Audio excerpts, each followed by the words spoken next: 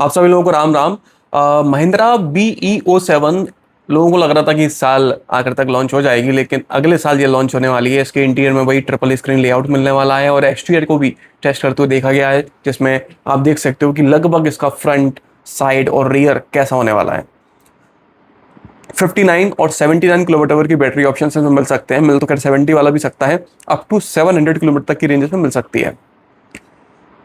इसके अलावा BE6 स्पोटेक को लॉन्च कर दिया है महिंद्रा ने। असल में ये BE6 का ही एक नया नाम है। 19.45 लाख रुपए से शुरू होकर ये 26.95 लाख रुपए तक की मिलती है। ट्रिपल स्क्रीन लेआउट उसमें मिलने लगा है। 26 अगस्त से डिलीवरी चालू हो जाएंगी। 59, 70 और 79 किलोमीटर आवर तक के 3 बैटरी ऑप्शन इसमें मिलते हैं। 548 किलोमीटर से 683 किलोमीटर तक की रेंज इसमें क्लेम की जाती है। 7.2 किलोवाट आवर और 11.2 किलोवाट, ये 2 चार्जर इसमें मिलते हैं। फुल चार्ज होने के लिए 6 घंटे से 12 घंटे लगते हैं। फीचर्स वगैरह आप लोगों को पता ही है। बड़ी ट्रिपल स्क्रीन मिलती है, 12.3 इंच की पैनोरामिक ग्लास रूफ है, हरमन गाड़ियों के सिस्टम्स हैं, वेंटिलेटेड सीट्स है, 540 degree camera, head up display, level 2 ADAS, automatic parking, NFC digital की, गूगल जेमिनाई, ये सारे फीचर्स में मिलते हैं। इसी तरह से महिंद्रा वालों ने BE6 के स्पोटेक फॉर्मूला E फ्रीडम को भी लॉन्च किया है 24.45 लाख रुपीस में। इसमें एक तो वेरिएंट यही है जो मैंने आपको बताया, FE 24.45 का। दूसरा है FE4 जो है 26.95 लाख रुपीस का। 79 किलोवाट आवर की सिंगल बैटरी ऑप्शन इसमें मिलता है 683 किलोमीटर की रेंज के साथ में। फीचर्स इसमें भी लगभग उतने ही है, बस इसमें स्क्रीन लेआउट चेंज हो जाता है। और आगे बढ़ते हैं तो महिंद्रा की गाड़ियों पर डिस्काउंट चल रहा है। इनके अगर आप लेना चाहो तो थार रॉक्स के ऊपर 1.25 लाख रुपए तक का, स्कॉर्पियो प्री फेसलिफ्ट पर भी 1.25 लाख का, स्कॉर्पियो क्लासिक पर 75,000, थार पर 50,000, बोलेरो पर 45,000, 3XO पर 40,000 रुपीज तक का डिस्काउंट मिल रहा है। आप चाहो तो ले सकते हो। देखो, डिस्काउंट अलग अलग होते हैं, हो सकता है आपके पास का जो डीलर है वो अलग डिस्काउंट दे रहा हो। सिटी वाइज, डीलर वाइज, एक ही शहर में अलग अलग डीलर पर अलग अलग डिस्काउंट मिल रहा होता है। तो एग्जैक्टली हो सकता है ये डिस्काउंट्स ना मिले, इससे ज्यादा या इससे कम भी हो सकते हैं। महिंद्रा ने स्कॉर्पियो लाइफस्टाइल पिकअप को भी अनवील किया है अभी कुछ दिन पहले ही। 19.79 लाख रुपीस से कम में इसको लॉन्च किया जाएगा। अभी लॉन्च नहीं हुआ है, एक अंदाजा है। 2.2 लीटर इंजन इसमें मिल सकता है डीजल, और 2 लीटर पेट्रोल मिल सकता है। अभी कुछ कंफर्म नहीं है। ऑटोमेटिक आएगा कि मैनुअल रहेगा, 4 व्हील ड्राइव आएगा, नहीं आएगा। वैसे तो 4 व्हील ड्राइव आना चाहिए, पिकअप है तो। बाकी ये चीज़ें अभी क्लियर नहीं हुई हैं। एक और न्यूज़ है, वो ये है कि 7XO का हाइब्रिड इंजन आने वाला है। 7XO पेट्रोल हाइब्रिड में लॉन्च होने वाली है, वो भी इसी साल के आखिर तक। ये कैफे 3 नॉर्म्स की वजह से ऐसा करना पड़ रहा है महिंद्रा वालों को, अपने पॉल्यूशन जो है उसको कम करने के लिए। तो पेट्रोल हाइब्रिड आपको देखने को मिलेगा। तो माइलेज जितना भी अभी तक 7XO पेट्रोल निकाल रही थी रियल लाइफ में, उससे आप 1 या 2 के MPL ज्यादा माइलेज समझ सकते हो। MG हेक्टर की 7th एनिवर्सरी सेलिब्रेशन में इसके ऊपर 60,000 रुपीज तक का डिस्काउंट दिया जा रहा है। ये फ्लैट डिस्काउंट नहीं है, इसमें कई सारे डिस्काउंट हैं जो इंक्लूडेड है, जैसे कि एक्सचेंज, लॉयल्टी, कॉर्पोरेट और एनिवर्सरी वाला तो इशू है। 12 लाख से 20 लाख रुपए तक की आपको ये गाड़ी मिलती है। फिलहाल ये सिर्फ पेट्रोल में अवेलेबल है, डीजल में नहीं है, मैनुअल और CVT दोनों में। MG वाले एक नई SUV लॉन्च करने वाले हैं 26 अगस्त को। आप लोगों को मैंने पिछले संडे को भी बताया था।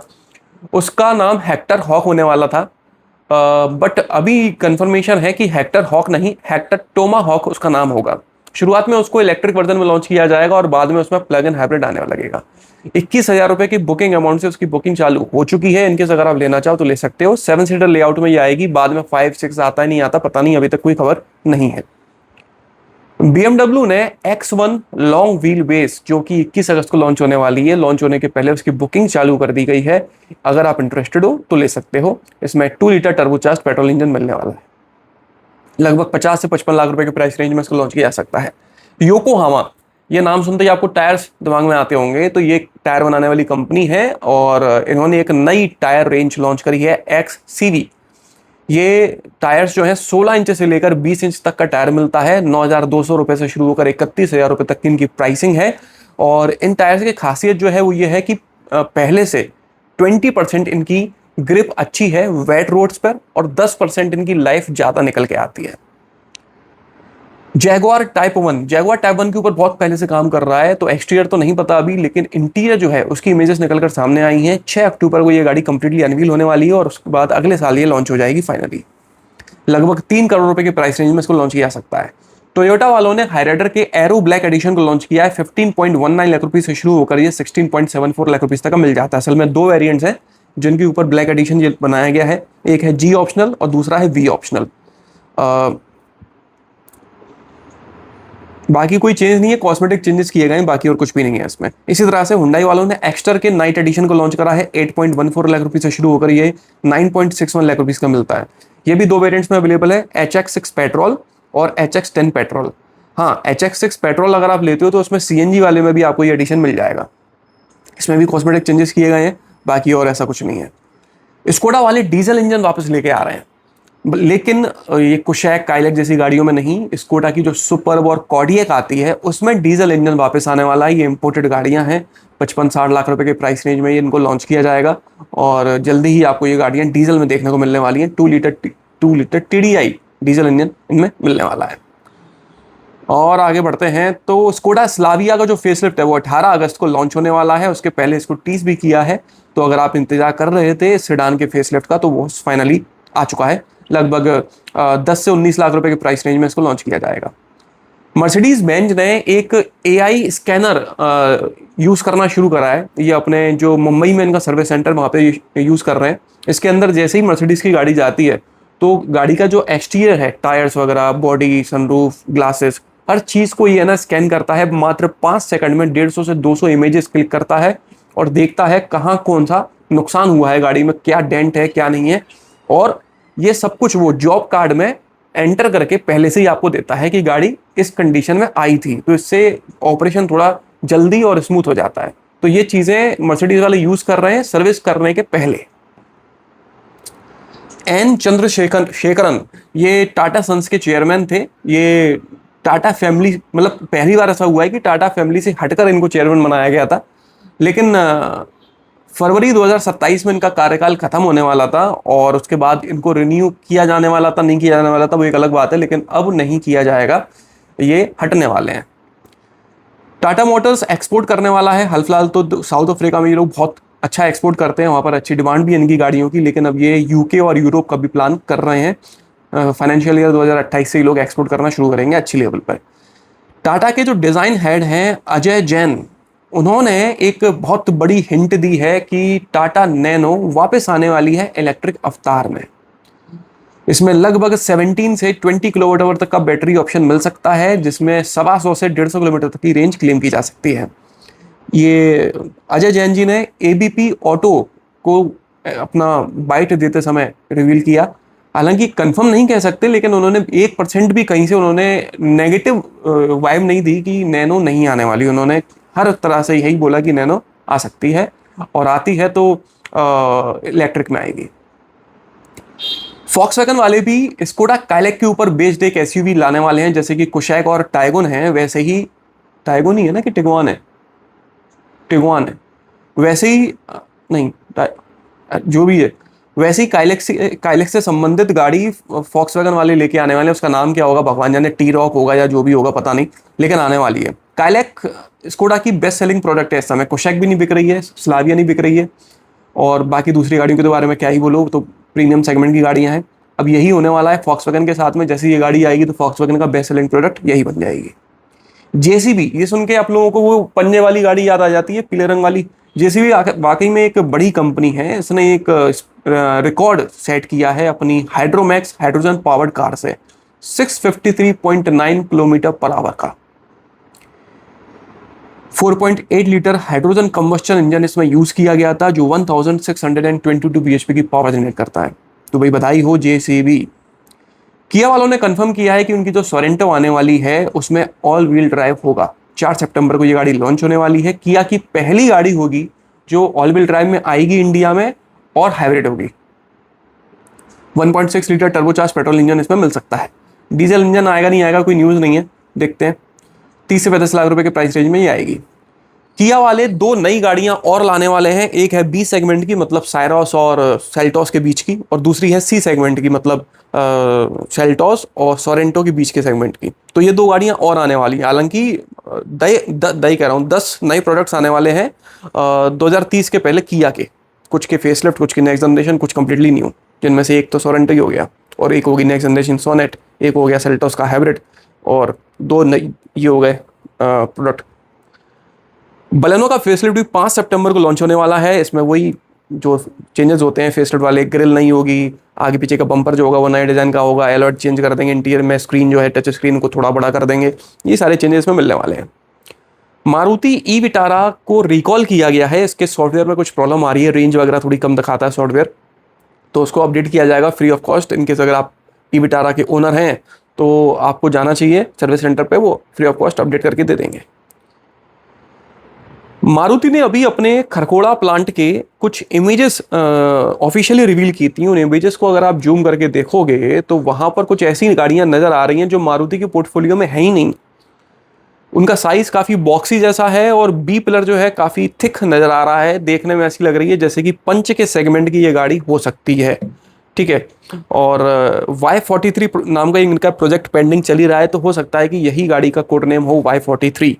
तो भाई आप एक अंदाजा तो लगा ही सकते हो, कैमोफ्लेज नहीं है गाड़ी पर, व्हाइट कलर की गाड़ियां आपको दिख रही होंगी यहाँ पर, और साइज में आपको पंच के सेगमेंट की नजर आएंगी। देखते हैं यही गाड़ी है कि नहीं है। रेनो ट्रैवर का इंजन जिन लोगों को कमजोर लगता है उन लोगों के लिए एक अच्छी खबर है कि टर्बोचार्ज पेट्रोल इंजन इसका आने वाला है। 1 लीटर टर्बोचार्ज पेट्रोल इंजन होगा जो 100 PS की पावर और 160 Nm का टॉर्क जनरेट करेगा। मैनुअल और CVT दोनों आपको देखने को मिल सकता है।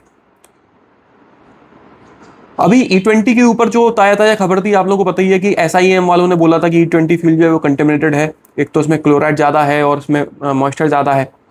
2 से 3 दिन बाद उन्होंने अपनी रिपोर्ट ही वापस ले ली। अब उसके बाद में जो OMCs हैं, ऑयल मैन्युफैक्चरिंग कंपनीज, जैसे कि IOC, Indian oil corporation, BPCL, Bharat petroleum, HPCL, Hindustan petroleum, इन लोगों ने बोला है कि हमने लगभग 90,000 पेट्रोल पंप्स वगैरह को चेक किया है और उनमें फ्यूल कंटेमिनेटेड नहीं मिला है। सिर्फ 2 जगह फ्यूल कंटेमिनेटेड था, तो उनको हमने वार्निंग देकर टेम्पररी सस्पेंड किया और वापस भी कर दिया है, क्योंकि उन्होंने अपने लेवल्स वगैरह सेट करना शुरू कर दिए थे।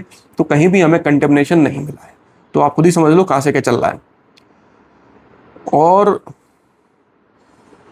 जो SIAM ने रिपोर्ट सबमिट करी थी ना, उस रिपोर्ट में उन्होंने स्टेट वाइज सैंपल्स लिए थे। तो स्टेट वाइज के हिसाब से सबसे बकवास और ख़राब सैंपल्स जो है वो महाराष्ट्र, राजस्थान और MP में, इंक्लूडिंग दिल्ली, यहाँ के सैंपल सबसे बकवास मिले थे। मतलब अगर इन जगहों पे जो पेट्रोल सप्लाई हो रहा है वो सबसे ज़्यादा कंटेमिनेटेड है, तो इन जगहों की गाड़ियाँ सबसे ज़्यादा अफेक्टेड होंगी अगर वो E20 यूज़ कर रही हैं। तो SIAM की रिपोर्ट के हिसाब से, जिसको उनने 2-3 दिन बाद ही वापस ले लिया था। बेंगलोर में अगर आप अपने घर के बाहर गाड़ी खड़ी करते हो, चाहे वो 2 व्हीलर हो या 4 व्हीलर हो, तो आपको सरकार को 15,000 से 25,000 रुपये तक देने पड़ेंगे सालाना। मतलब ये कोई फाइन नहीं है, ये किराया है गाड़ी रोड पर खड़ी करने का, भले ही आप कॉलोनी के अंदर क्यों ना रहते हो। 15,000 रुपये छोटी गाड़ी का, सेडान का 20,000 रुपये और SUV का 25,000 रुपये। इसी तरह से अगर आप कहीं पार्किंग वगैरह भी करते हो, कहीं घूमने घामने जाते हो, तो वहाँ पर भी चार्जेस हैं। जैसे कि कार पार्किंग के आवरली चार्जेस हैं 40 से 80 रुपये, सॉरी 20 से 40 रुपये। 2 व्हीलर्स के हैं 10 से 20 रुपये। तो इस तरह से कुछ प्लान्स वगैरह चल रहा है। हालांकि ये अभी अप्लाई नहीं किया है, अभी अप्लाई करेंगे, अभी सिर्फ ड्राफ्ट है ये। विनफास्ट VF5 को टेस्ट करते हुए देखा गया है। ये भी आने वाली है, 4 मीटर के अंदर इसकी लेंथ होने वाली है। लगभग 29.6 किलोवाट की बैटरी मिलेगी, 250 से 350 किलोमीटर के आसपास इसमें रेंज मिल सकती है। दूसरा बैटरी ऑप्शन इसमें मिल सकता है 40 किलोवाट का लगभग, जिसमें आपको 350 से 350 किलोमीटर की रेंज मिल सकती है। लगभग 12 लाख रुपए से मिलना शुरू हो सकती है ये। विनफास्ट वाले एक मैक्सी स्कूटर भी डिज़ाइन पेटेंट किए हैं इंडिया में, जिसका नाम है रसद या रासद, कुछ भी कह लो। ये आएगा नहीं आएगा कहना मुश्किल है, लेकिन डिज़ाइन पेटेंट हुई है। बाकी देखते हैं। डुकाटी मॉन्स्टर V2 को भी लॉन्च किया गया है 14 लाख रुपीस में। यामाहा R2 की बुकिंग्स चालू हो गई हैं, 10,000 रुपये का अमाउंट देके आप बुक कर सकते हो। 200 या 220 सीसी का इंजन इसमें मिलने वाला है। लगभग 2-2.25 लाख रुपए के प्राइस रेंज में इसको लॉन्च किया जा सकता है। एम्पियर मैग्नस G Max को लॉन्च किया गया है, इसके अपडेटेड वर्जन को 1.1 लाख रुपीस में। 142 किलोमीटर की इसमें रेंज मिलती है, 3 किलोवाट की बैटरी है और 65 किलोमीटर पर आवर की इसकी टॉप स्पीड है। बिगॉस ने ऊवा मैक्स प्लस को लॉन्च किया है 1.23 लाख रुपीस में। इसमें 2.4 किलोवाट की पावर मिलती है, 3 किलोवाट की बैटरी है, 145 किलोमीटर की रेंज है। रॉयल एनफील्ड हिमालयन 440 4 सितंबर को लॉन्च होने वाली है, अब कुछ दिन नहीं बचे। रॉयल एनफील्ड कॉन्टिनेंटल GT 650 के अपडेटेड वर्जन को 3.58 लाख रुपीस में लॉन्च किया गया है। इसमें 27 kmpl का माइलेज मिलता है, 648 सीसी का इंजन है, 47 bhp की पावर और 52.3 Nm के टॉर्क के साथ में। बाकी मैकेनिकल चेंजेस में कुछ भी नहीं किया गया है। तो न्यूज़ बॉस इस हफ्ते की बस इतनी ही थी। बाकी किसी भी तरह से आपको ये वीडियो पसंद आया तो लाइक कर दीजिएगा, इस चैनल को सब्सक्राइब कर लीजिए और ऑल नोटिफिकेशन पर टैप करना ना भूलना। आपका दिन शुभ रहे। धन्यवाद।